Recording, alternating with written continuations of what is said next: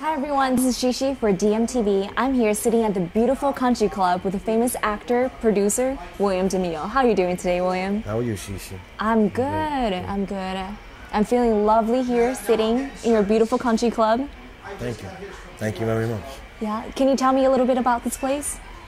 We opened about like 4 months ago, August, the beginning of August, and we've been doing well, thank God. It's on 14th Street between 7th and 8th, and it's, you know, we had a good crowd in here and a lot of good people involved with the place, and my partners, and a good friend of mine, Jeff Marchetti from The Sopranos, is also my partner, and it's great to hang out with him and be here with him. Wow. And Bronson Arroyo, baseball player. Cool. He's another partner, and yeah, we're enjoying it. And you know, it was a lot of work to get here, but we're here and we're happy. For sure, this place is always popping at night. I see lines and lines of people. Who are some of the celebrities who stepped in here?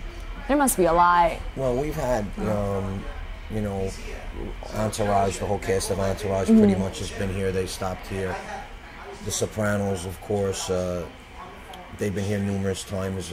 Pretty much almost all of the characters have stopped by at one point or another. Lindsay Lohan's been here. Nicole Richie's been here. Samantha must have been here too, right? Samantha if Lindsay's here. Yeah. Samantha actually, a brother, Mark Ronson, DJ'd here. He's really good. And we've had Katy Perry, of course. Katy Perry. Yeah, recently? Katy Perry was here in the beginning. Okay. Susan Sarandon's been by here. We've had the show Mad Men. They've all stopped by here, you know, different people from Mad Men. And, you know, like I said, you know, every week, you know, someone pops up. Joe Piscopo was here a couple of weeks ago. He's been by. Numerous athletes. John Starks comes by from the Knicks. And, wow. You know, different baseball teams, you know, Florida Marlins, a few Mets have stopped by. A couple of the Yankees have stopped by. Bronson Arroyo, he played here.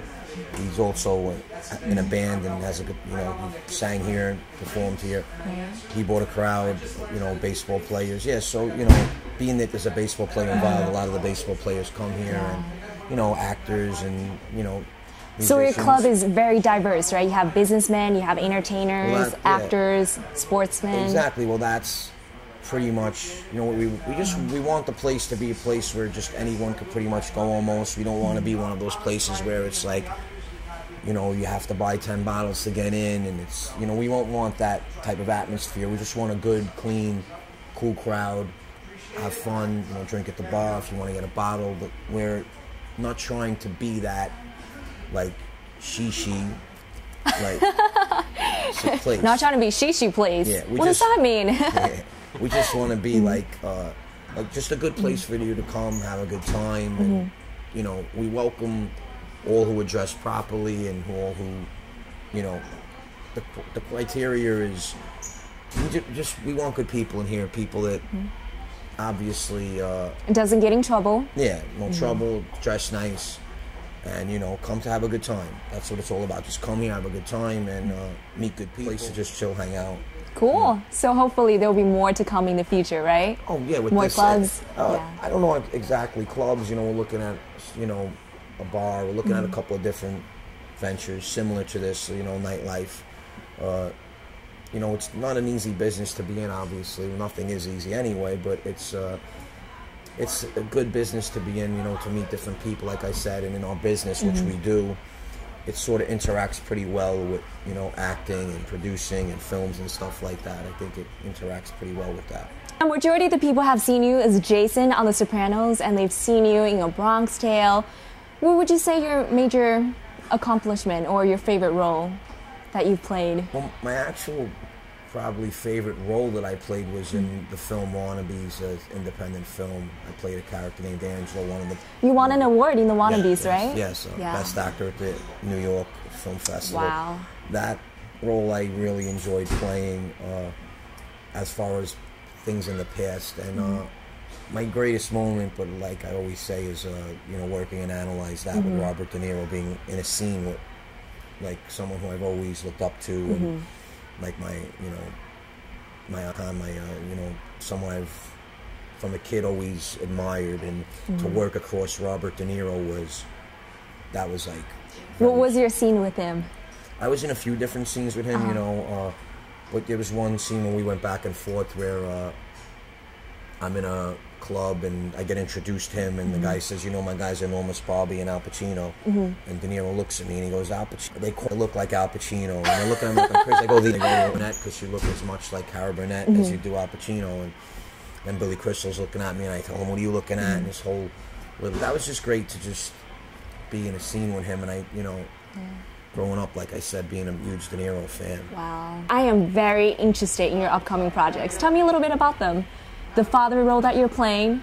Oh, yeah, like I said, that's a movie called Vito Boniface, and it actually stars my friend Paul Borghese, a director named John Martoscia is a director, and it's actually a real feel-good movie. It's about a guy who goes through, he has a midlife crisis and an experience that brings him to actually see if he's a good person or not, and he has a flashback to when he's a child, and he's with this priest, and I play the priest that is talking to him as a child, telling him about how he should follow God and his works and teachings and all of that. Okay, so you were a positive influence in this kid's life. Yeah, definitely. Did he actually listen to me too much? You know how kids are. Well, I guess the fans will have to find out about that, right? Yes, yeah. Can't give away too much. That should be coming out in festivals, and should wind up, you know, being screened, I'd say probably in about 6-7 months, I think, yeah. Oh, great. Yeah. Great. What are some of the other upcoming projects you're working on? I just worked on a film called The Dawn of 42nd Street. The Dawn, I've heard about that. Yes, I've heard about that. And that's a comedy, and it's directed by a gentleman named Fred Gallo, very talented director. The movie's hysterical.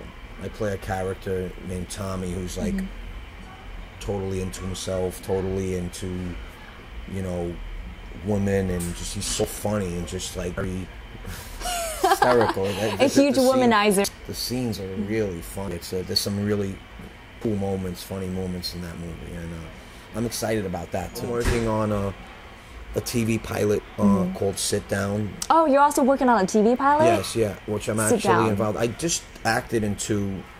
One was called You Got Whacked, which was very funny. It's like You Got Punked, and it's about these, you know, we do gags on people, and we just shot the pilot, and it's being presented right now. Hopefully that will go somewhere, and we created a show, Paul Borghese's the creator. It's called Sit Down, and he's directing it, and it's myself, Tony Darrow, and Vinny Pastore.